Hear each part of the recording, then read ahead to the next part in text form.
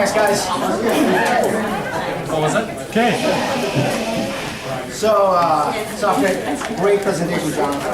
I got some good news and bad news. Bad news is John and I should have really collaborated on our presentation so that there's some overlap there. Good news, I'm going to make up the time because we can go really fast. Some of the stuff is going to be repeat. I apologize for that. Thanks, everyone. So, let me just talk a little bit about me and Function One. I run the Web Experience Management practice at Function One. We've been founded for around 10 years, 11 years now. We have offices in New York, DC, Toronto. We have a couple of practices.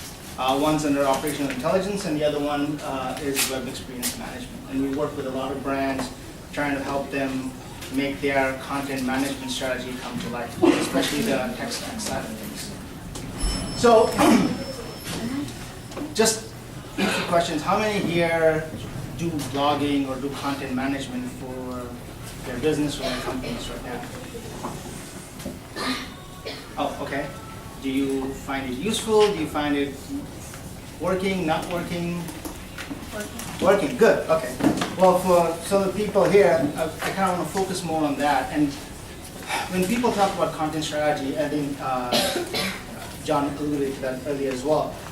It's a lot more than just writing a blog. It's trying to figure out a way to engage with your audiences. It's trying to figure out making that connection, having them trust you.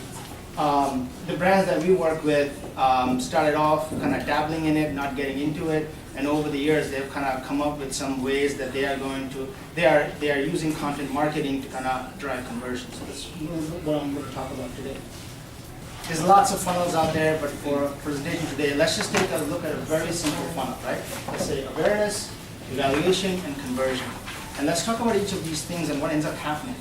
Most people, so the idea is that from a content perspective, what you want to do is try to find the pain points people have in each of those, the intent and the pain they have when they're in each of the layers of the funnel.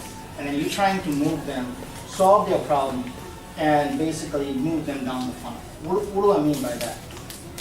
So people wake up and people don't, unless they have an intent of buying, people wake up and they don't just say, I want to buy this particular product. A lot of people, you need to create the awareness. So they'll say, hey, I want to go camping. What's the best way for me to create a campfire?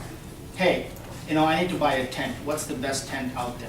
Hey, my tent that I bought last year is broken. How do I fix it? Those are the things people wake up with and they try to look on the internet. So this Aria has a great example of having an expert section right off their homepage. And they just talk about a lot of stuff that people ask for. And it's just, videos and help and all of that stuff. And I'll talk about the conversion part at the end. But their strategy is, this is the awareness part of their campaign, right? Like, how are we going to make sure that when people are looking for things that we are selling, we are actually the ones that, our site is the one they're landing on versus somewhere else. So it's generic information, but now they can mold the conversation. They can get them to a funnel. They can talk about the pros and cons of buying from them versus somewhere else, the pros and cons of all of those things. Once you are here, you can kind of guide that message versus them going to some other site and them not having any control over the message, right? So same thing, it's, how do I repair a tent? It's general stuff like that. What they have done then is they have similar articles on a variety of topics of themselves, right? So it's camping, hiking, climbing, so on and so forth. I'll go through some of them because each one of them is a little different in how they kind of push people down the funnel, right? So there's like how to build a campfire, how to fix a broken tent. Those are the awareness campaign aspect. Then they have things like the checklist, which I'll go through at the end, which is their conversion funnel. Hey, you're going to camping. Here's all the things you need. You forgot something? Here's a link to buy it. Very easy. You're just moving people down. You're not, this isn't buy something right now, we're the cheapest. You are kind of dictating the conversation and helping them solve their problems. Same thing with a client of ours, Santander Bank, who wanted to they didn't have much of a US presence and they're trying to get in and kind of appeal to more of a younger generation. So they decided that they're going to have a blog site that kind of just talks about the issues that millennials have and what are the money concerns they have and how they're going to solve that, right? It's trying to say, this is not selling right now. We're just going to, these are the issues you have, here are ways you can solve them. So a lot of it is about that. So going back to what I talked about, if you're helping your prospective clients through each of the funnels, and that's where they come to your site, that's where you're having conversations with them, that's where you can kind of manage the conversation as well and have them go down a particular path. So this is another client of ours, Hartford. So they do small business. They do a lot of insurance, but auto and small business is one of them as well. So they have articles that say, here are the things that you're running a small business. This is why you need insurance. Here are the reasons, these are the things that will go wrong with you. Here's how we can help you with it. A lot of it is just having conversations. It's not selling, it's not a product detail page, it's not, sale right now. It's just having conversations with people, trying to tell them how they can help you. Because ultimately, with I think John mentioned earlier, a lot of it is like, if I want to buy something, the initial reaction is if I want something very specific, I just go to Amazon, type it in, buy it, 2 days later it's in my house. But not a lot of people try the engaging stories. Another client that we worked with was Asina Retail. So I don't know how many of you know Asina Retail at all. They have a couple of brands, Lane Brands, one of them. Justice is another brand that there's the umbrella company that owns all these brands. So one of the things they did with Lane Bryant was run a campaign that was I'm No Angel. And there was like a dig against Victoria's Secret, and the idea around that campaign was all about real women and the clothing that they make for real women. Nothing to do with selling. Their whole idea around that was, how are we going to engage our client base to say, this is what, these are the things that we sell. Here's how we sell them. Here are the people that are using it, and so on and so forth. Another one is Tom's, right? Tom's shoes. People. So they donate a pair of shoes for every shoe you buy. They have a huge charity organization that kind of does all this goodwill. And you need to be able to tell that story. You need to be able to connect with people to tell that story so that people are like, oh, if I'm buying 2 shoes, maybe I'll go with Tom's versus someone else because they are connecting with me. They're talking to me about a lot of stuff that I care about. Then I think the other thing was the evaluation funnel, right? So once you get people to kind of get going with you, the next thing is human nature to say, am I getting the best deal? Is this the right thing for me? That's great that you gave me this information. Should I look somewhere else? How does your product compare to some other product? And this is where a lot of people don't do that. Everyone here has competitors, but no one writes about their competition. No one talks about why they are better than their competition. You need to have articles that specifically address those. You're in business, you're doing something, you are better than somebody else. Why are you better? You need to address those, and you need to have those because people are going to search for them. People are going to love your product and say, can I get it cheaper? People are going to love what you're doing and say, is there a better alternative to this? If you are the one writing the article, and if you are the one saying, here's why we are better, just like the example with Organifi, right? Which was, they were selling it for $70 versus whatever the other thing was. Juicing is better. These are the reasons why. If you really do a cross comparison, it's going to cost you $2 versus $70, which is what the price looks like. Right? You need. It's basic selling, right? Like, why are you better? Why am I buying from you versus someone else? So you need to create those kind of content to guide the people down the path. Same thing with QuickBooks, right? FreshBooks, sorry. So FreshBooks is like, well, why can't I just use Excel? Like, it's a very basic question. Why should I pay for software? Why can't I just? And so they have a list of things that you can do that's better if you just use a product set versus using Microsoft Excel. Sorry, we can Microsoft talking about that, but that's the idea. People naturally are going to search for all this stuff, and you're better off having the content that addresses those issues and being able to kind of get your messaging out there versus someone else writing the messaging for you. Right? By the way, I should have said this. If you have questions, feel free. Otherwise, I'm going to go really quickly. Yeah. That's an Excel thing. The last one that I have, so the last kind of thing we talked about was the conversion aspect of it. this is the important one, right? So if you look at it, you brought some awareness, you've talked about your differentiators, and the last one is conversion. And so this is where some people trip up, I feel. And a lot of the clients that we worked with, they kind of had to do a lot of testing and figure out how best to do this, right? But it's like, get out of the way. Make it easy for people to buy the product, right? So this is a great example of like what's going on. Well, if you are in a home office, you might have searched for something like, how do I turn a spare bedroom into an office, right? So great. Here's a whole article. Oh, sorry. Yeah, here's a whole article, and then at the very bottom, do you want everything in here? Here you go. Just don't, they're here. They're doing everything for you. Make it easy for them. Don't make it like, oh, this looks great. This next looks awesome. Now let me search on your website to find out where this desk is. Now let me search, where I can get that. Just make it very easy. When they've read this thing, their intent to buy it, like, or at least there's a percentage of them that they're wanting to buy it. Make it easy for them. Same thing with Hartford, right? I'm looking at workers' compensation insurance. Make it easy to get started right away. Don't then start having them go to other types of the funnel that we just talked about. Make it very easy. Here's where they need to go. Start that process. This is kind of what I talked about before, right, with the REI. So they have a whole bunch of different articles, but this is to me my favorite, which is your checklist. I'm going camping. Here's all the things you're going to need. And by the way, each one of them is a link to their product page for if you forgot it, if you don't have it, here you go. We'll ship it to you. Yes? So do you have statistics on the number of average clicks a customer will go through where they're more likely to buy versus not buy?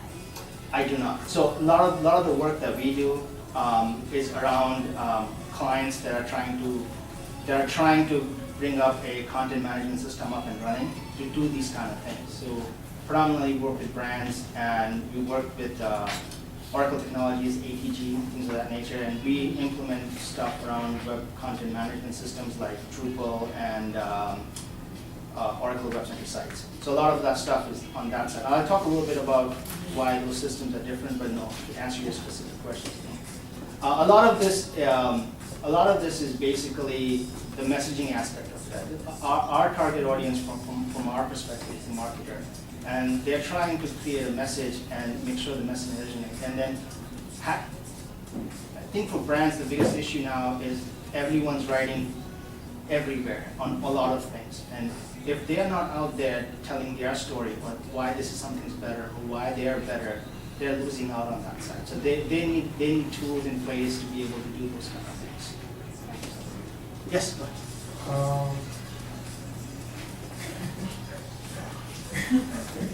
A whole lot of us get into e-commerce to Yep. sell things, But it sounds to me like we have to become writers. Yeah, so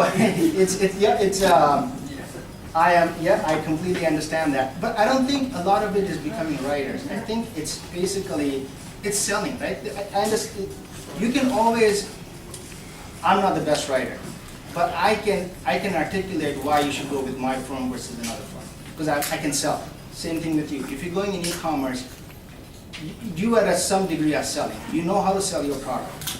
Write those bullet points down. You can always hire people on a temporary basis, go somewhere and have them flush that thing out. But they're not going to know your product like you do. They're not going to know your industry like you do. And so, yes, I don't think you need to be writers, but you need to at least articulate why you are better. Why am I paying you money? You should be able to answer that question if you're running a business. And that's all you need to do is write those bullet points, and you can, in today's world, you can really find a lot of help for nominal money to flush out those articles for you. You can, there's a variety of different ways you can go about it. But the way a lot of companies do it, and I think you need to have some structure, right? So if you think about your particular business, you need to have the structure of, what is my messaging for the people that I'm trying to bring awareness to? What is my messaging for people that are going to search for my product or some other service or product that I'm doing? What's my messaging for how I'm going to have them convert? And you need to have those content pieces up and running because people, if they're interested in you or your product or your services, are going to search for those things, are going to look for those things. So are you going to be the one saying this is why you should do it, or are you going to have someone else say that for you? Because someone's saying it. Right? Yeah.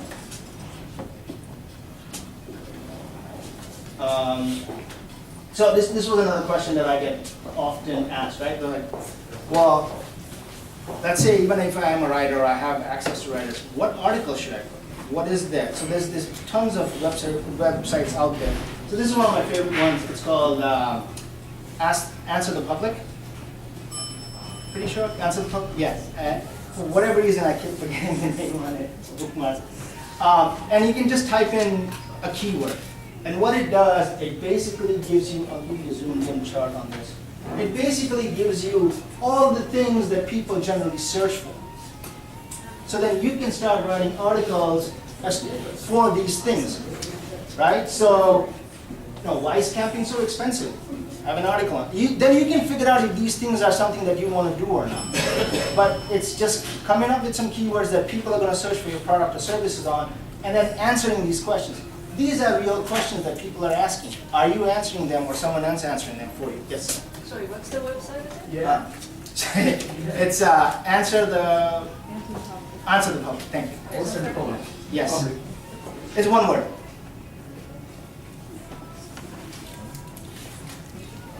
Right? Question on this? Right. So, so this might or might not work. I think when you guys did intros, you guys were talking about what software you guys use. So most of the clients that we work with do have a separate commerce system, and they're looking at a separate search system, and they're looking at a separate, web content management system. So this is kind of more, I wasn't sure of the audience, so I apologize. But the idea was that you need to use the right tools for what you're doing.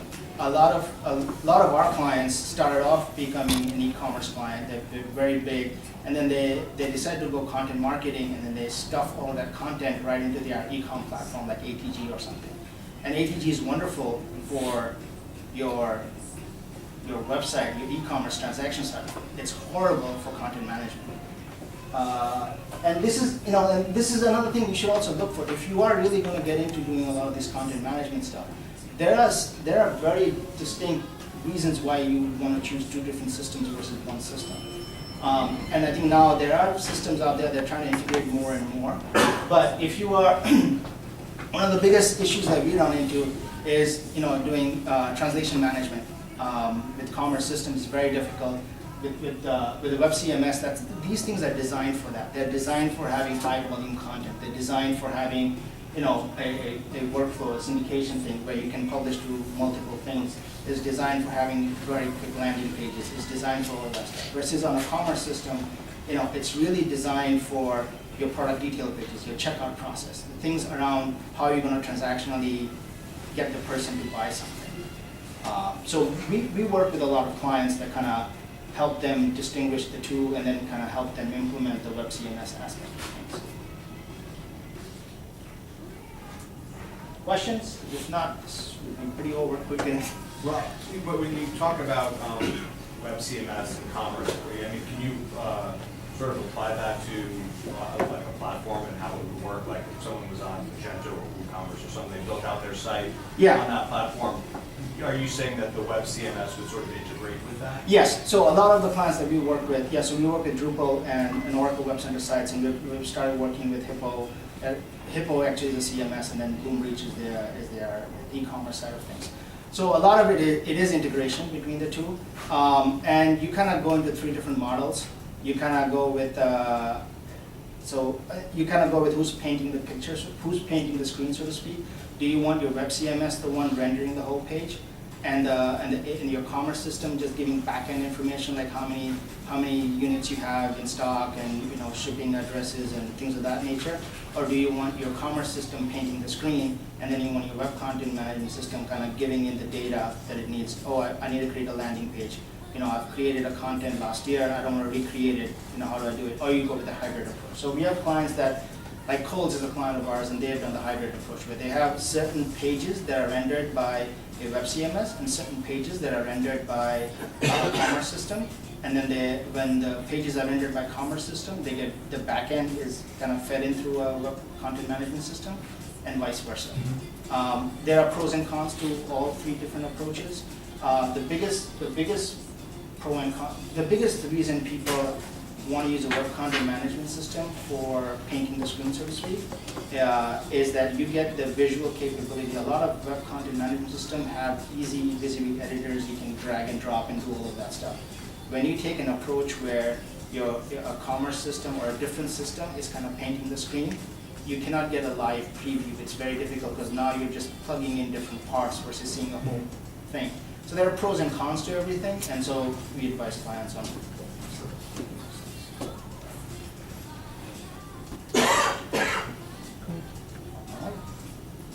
Thank you very much.